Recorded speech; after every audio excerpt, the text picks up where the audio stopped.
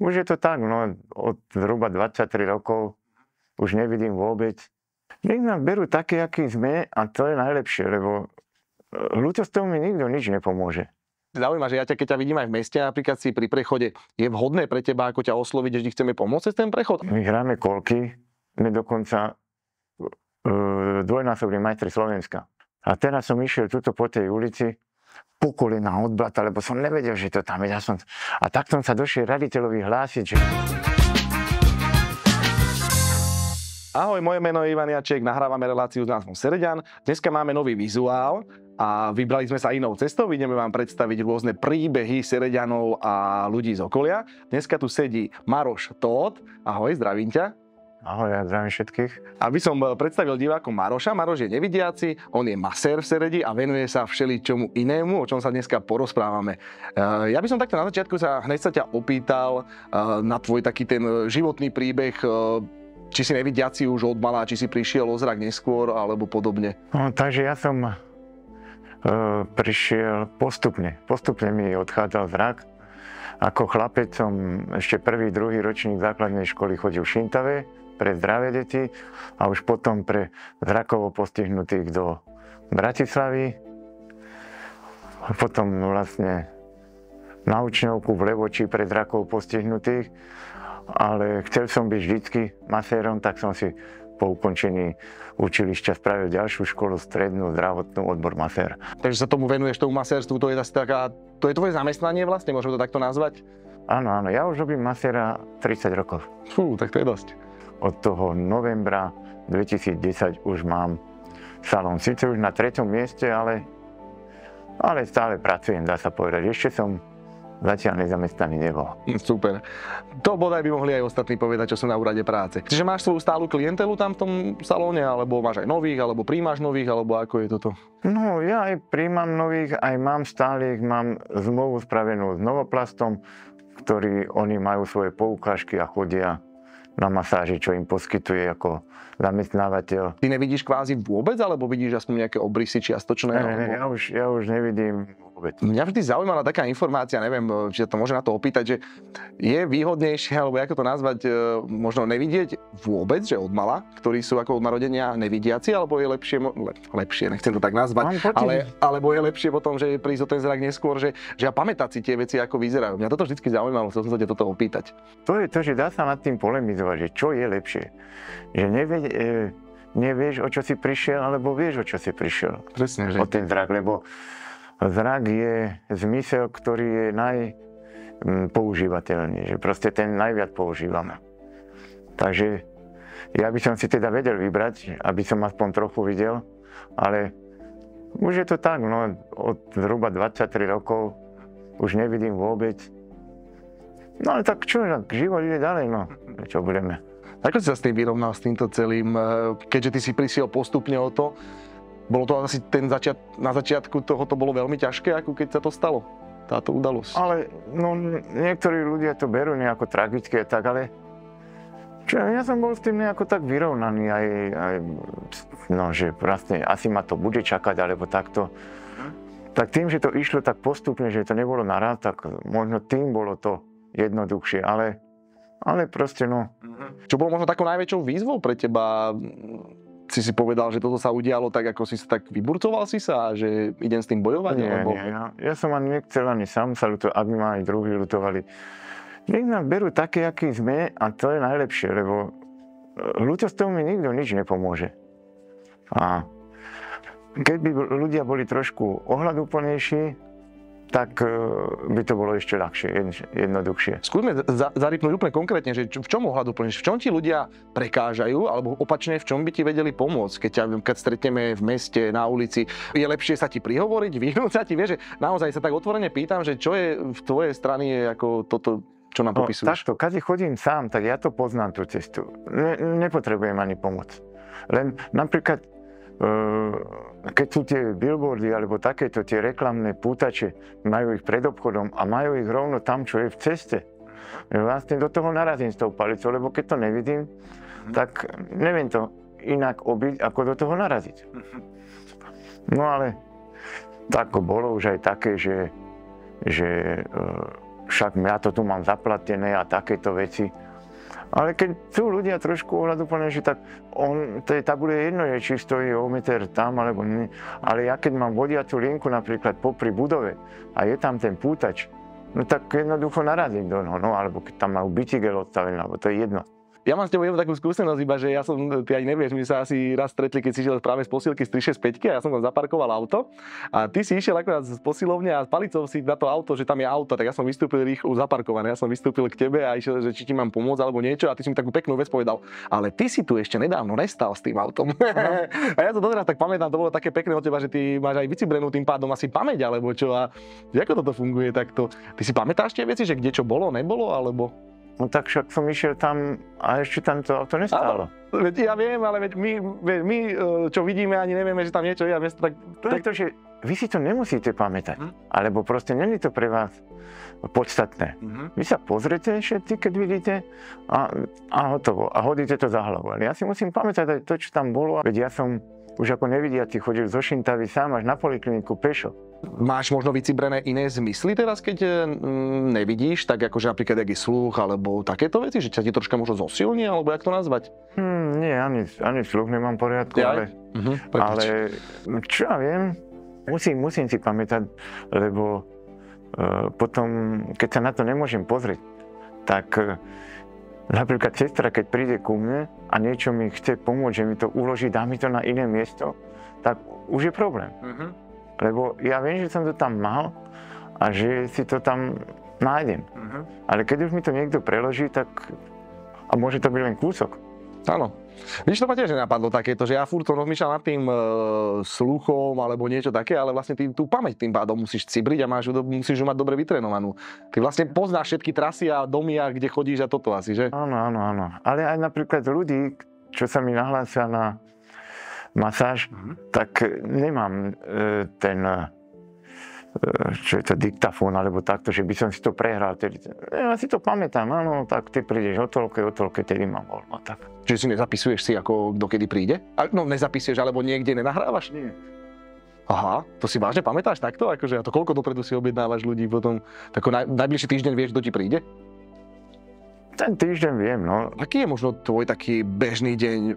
Je to jak bežných ľudí? Proste ráno sa zobudíš, robíš si hygienu, ideš do roboty a podobne? Alebo je tam niečo výnimočnejšie, čo my nevieme? No, ja si myslím, že celkom bežne. Zobudím sa jak normálny človek. Ale ty si normálny človek, len ako jasné, ja viem, tie otázky tak blbo pokladám.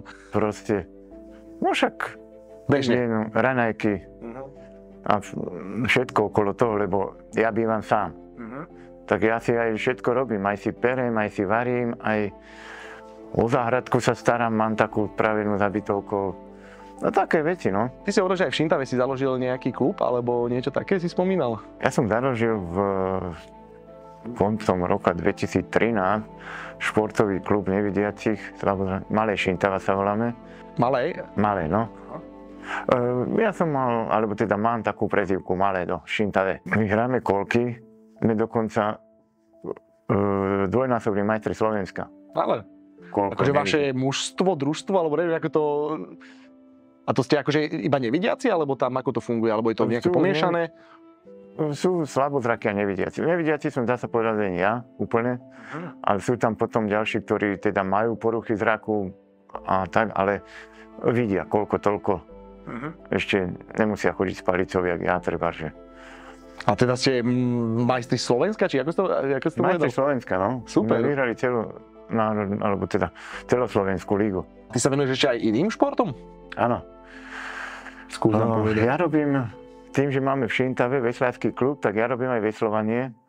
Aj na vode, aj na trenažéri. V 2017 som bol na majstrovstvách sveta v Bostone a skončil som tretí napríklad. To je paráda. Robil som, keď som bol trošku mladší, cyklistiku na tandeme. To je ten dvojbicykel akože. Áno. No a... Už to nerobíš teraz? Teraz sa už len keď tak vozím. Už nerobím závodne. Lebo sú tam mladší chalani a takto a už to nestíham za nimi. Áno, tak telo stárne každému a asi aj tie schopnosti troška ubúdajú. Na turistiku chodívame a čo ja viem, čo ešte. A to bicyklovanie rekreačne teda už iba čisto? Áno, už len tak. Super. Čisto len tak sa previesť, keď je s kým, lebo aj to sa niektorí neodvážia. A máš aj taký bicykel, alebo to si niekde požičiavate, alebo ako to máte? Som tandemový. Mám. Áno? No, Super. mám 3 bicykle také. Hej?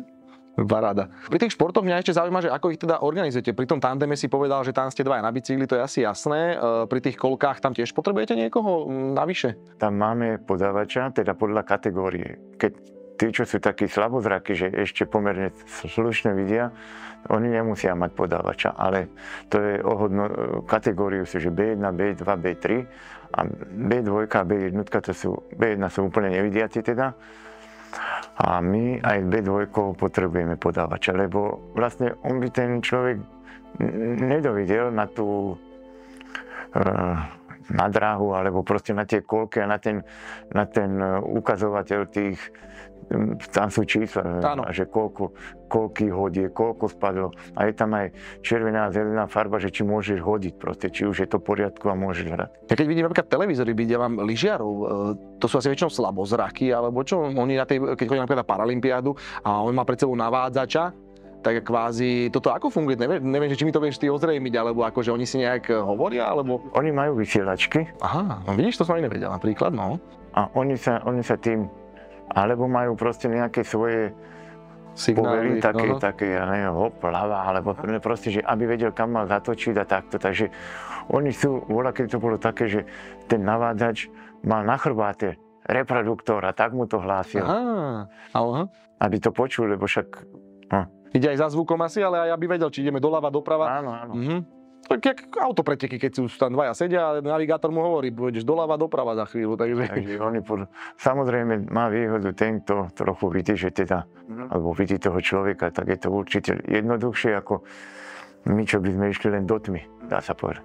A aký je medzi týmto troška rozdiel? Ako ja si to chápem, ale že slabozraky a úplne nevidiaci ten slabozraky vidí nejaké obrysy, alebo aj to sa rozdieluje na rôzne stupne, že vidí svetlo, obrys, alebo... Podľa výzusu sa to hovorí. Podľa čoho?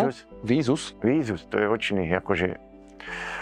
A podľa toho, jak on vidí, a keď ukazujú na tabuli, napríklad tie písmená, toto, tak ktorí môžu vidieť len tú tabuľu, ale neprečíta to. Alebo niektorí mu zase len prsty ukazujú, že koľko a tak podľa toho, jak ten zrak má, no proste jednoducho je tak sa to rozdeľuje aj na majstrovstvách Európy, lebo však aj tam chodíme. Aj tento rok. V čom? Ideme na majstrovstvá Európy. Teraz ale v tých koľkoch myslíš, alebo... A kde sa budú konať? No, tento rok budú na Slovensku ve Veľkom Šariši. Áno, to je dobre. A predtým ste kde boli? To by ako v rôznych štátoch aj býva, alebo... No, minulý rok boli v Poľsku, predtým boli v Srbsku, v Chorvátsku. Ešte v rámci Európy aspoň. Áno. Lebo ak si povedal, že bol v Bostone, vieš, to ma úplne prekvapilo, je to... Si aj leteť teraz celý ten let absolvovať, je úplne iný kontinent. No však ja som rok predtým, lebo som tam bol aj v 16. aj 17. A v 16. som vôbec prvýkrát letel a hneď 10 hodín. Ježišmaria. To bol aký zážitok to bol? No, zážitok. Čo, však som tam nič nevidel, tak ako ostatní. Pri tom letadle, aj keď si pomiem, že ja som letel, no tak ten pocit, že človek sa odlepí od zeme, je to žalúdok nie v ústach, alebo opačné, ako tak, akože skorej, že... Akože ty nemám. Áno, to je v pohode všetko u teba. K tomu športu ešte mám jednu otázku, že možno, že či máš, keďže robíš rôzne tie športy, že či máš možno nejaký cieľ, alebo že čo by si chcel dosiahnuť možno že aj v tým športe, že ešte chcem skúsiť toto, alebo chcel by som vyhrať toto, alebo sa len proste tak zúčastňovať, alebo... Každý športovec chce volať čo dosiahnuť, alebo chce vyhrať, alebo tak. To by mal byť jeho cieľ. A len tak chodiť niekam to. Ja som taký súťaživý typ, takže ja celkom rád idem... Vždycky som si povedal aj na bicykli, aj toto, že nechcem byť posledný, áno. Ono nie je zase umenie prísť do cieľa, ale zase aj nejaký ten výkon podať, alebo takto. Som bol v tom Bostone, tak prvýkrát som skončil 4. Tak som povedal, že tú medailu chcem odtiaľ. Tak na ten ďalší rok som tam išiel s tým, že aj som mu teda získal. Super, to je, čiže 2 roky takto si bol po sebe dokonca. Áno. To je paráda. Ale v Amerike všade chleba len sladký. Ja hovorím to, na našej aj rožky, ja hovorím, rožky nikde nenájdeme pomaly, alebo tak, a chleba duplované. Aký si mal pocit tej Ameriky takto, ako ty, teraz zase ma to možno aj zaujíma, že ty ako nevidiaci, bolo to tam pre teba jednoduchšie? Alebo akože mali to lepšie nejaké veci nastavené, alebo? Nemyslím. Nie. Je rozdiel pre teba ísť v niekde, ja neviem, že hlavné mesto, najmä máme na Slovensku Bratislavu, že neviem, či tam chodíš, nechodíš, majú niečo oni navyše pre vás, pre nevidiacich, že je to tam lepšie, možno nejaké poznačené, lepšie semafóry, lepšie niečo, alebo... Nič také som nebadal. A čo by vám pomohlo takéto ako v rámci možno tej verejnosti, že ja neviem, jedného času boli semafóry, ktoré, ja neviem, keď to dobre chápem, že kedy je zelená, kedy červená zvuková signalizácia. Sú veci, ktoré vám takto vedia pomôcť v niečom, takto v meste? No tak je určite. Napríklad v Levoči, to je také centrum pre nevidiacich, slabozrakých, tam majú pri jednom podniku označený aj takým pípatkom aj schody, aby tí ľudia trafili na ten chodník, ktorý do toho podniku, čo vedie. Čiže aby ťa naviedlo nejaká signalizácia. Také odzvučené to tam bolo, aby treba trafili lepšie. No.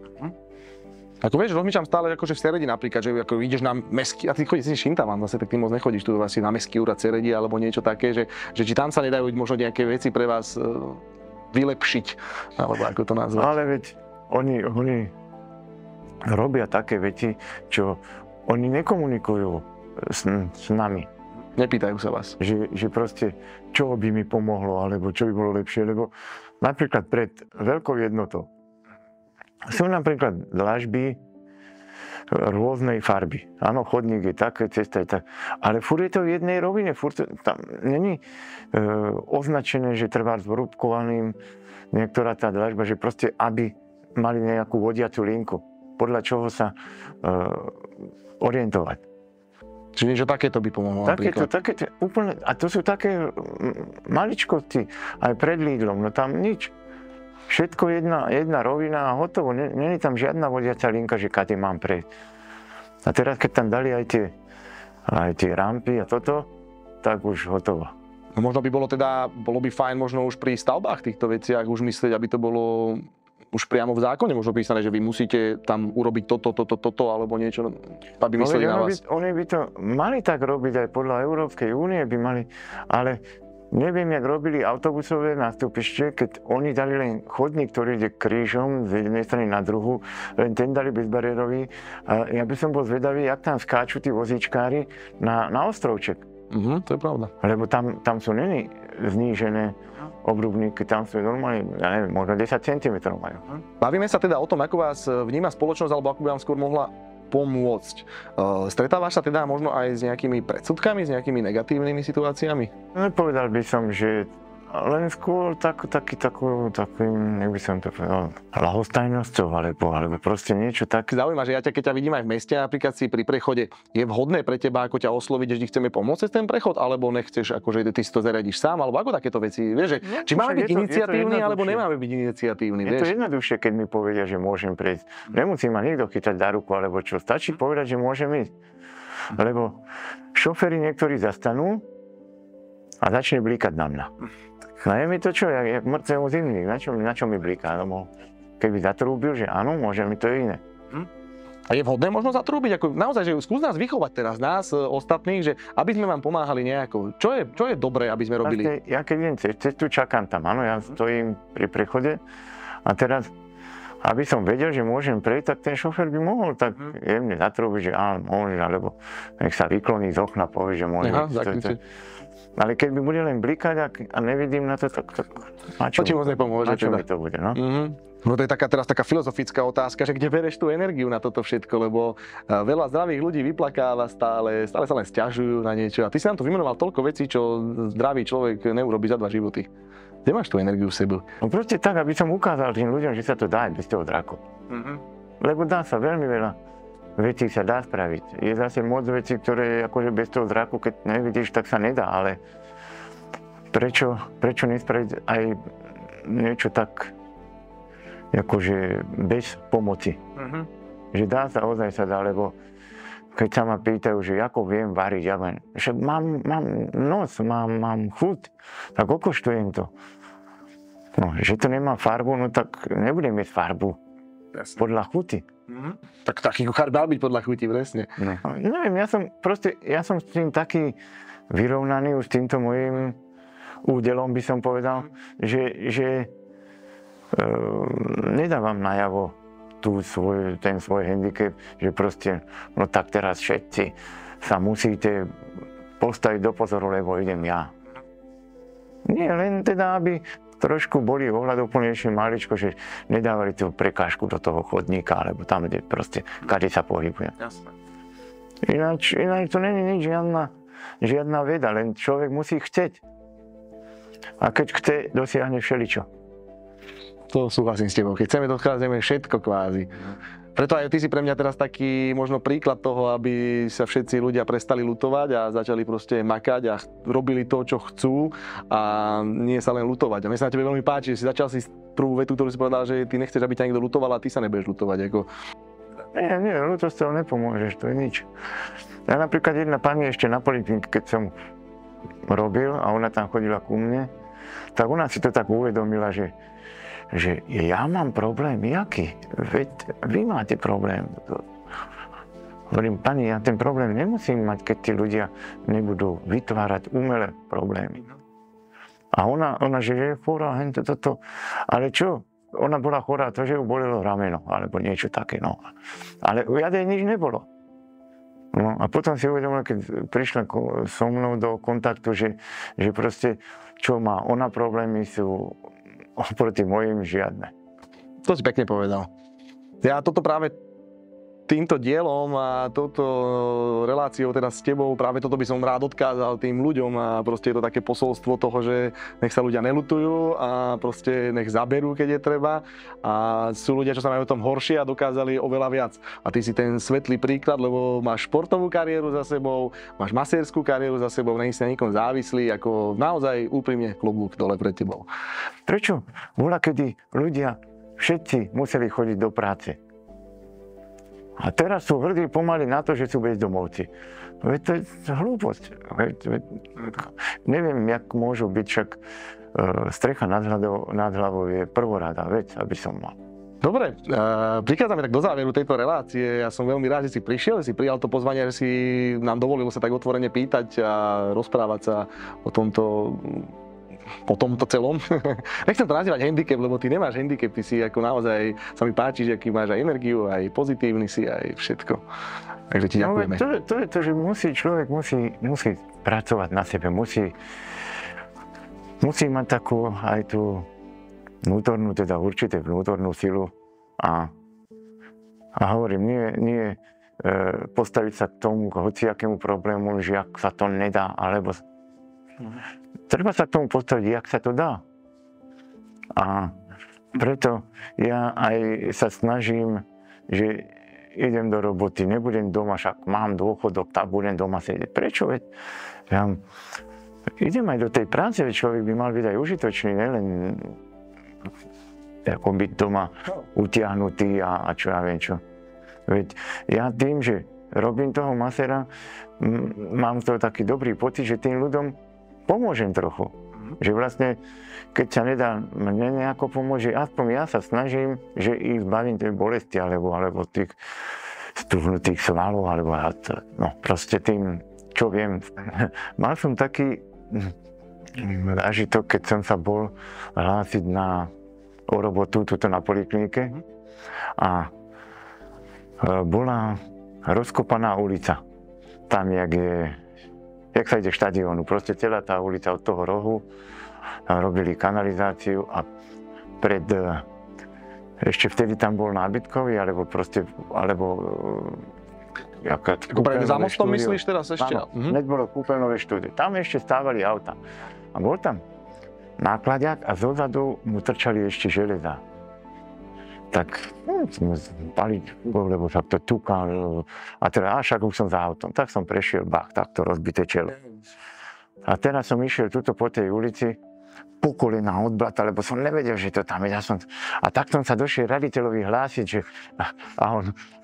a pán to, a vám nerobí jaký problém, pán riaditeľ, však som tu, ale do kancelárie mi nepustila táto jeho sekretárka, lebo bol taký zamazaný. Celý od blata. No, ale žiadny problém. Došiel si tam? Došiel. Takže super. To je pekná perlička ináč, ako takto. Máš ešte niečo takéto pekné, takéto aj úsmevné príhody, alebo... Som sa povadil aj s Estelpom. S čím? So stĺpom elektrickým, lebo ja som do neho džugol s palicou a som sa odpovedal, pardon, prepáčte, ja som nechcel. A hovorím, čo nepočujete? A som sa začal s ním vadiť a potom som džugol zase s palicou, aha, to je stĺp. Ono sú, aj na mňa prídu občas nejaké tie chvíľky, že proste korni, kvôli tým očám som taký nemohutný, že nemôžem si, že sa to nedá jednoducho, ale nájdem spôsob, jak sa to dá spraviť zase a tak. Super. A preto by sme si pre mňa taký kvázi až vzor, že toho, ako sa niečo dá a nie ako sa niečo nedá. Takže klobúk dole pred tebou.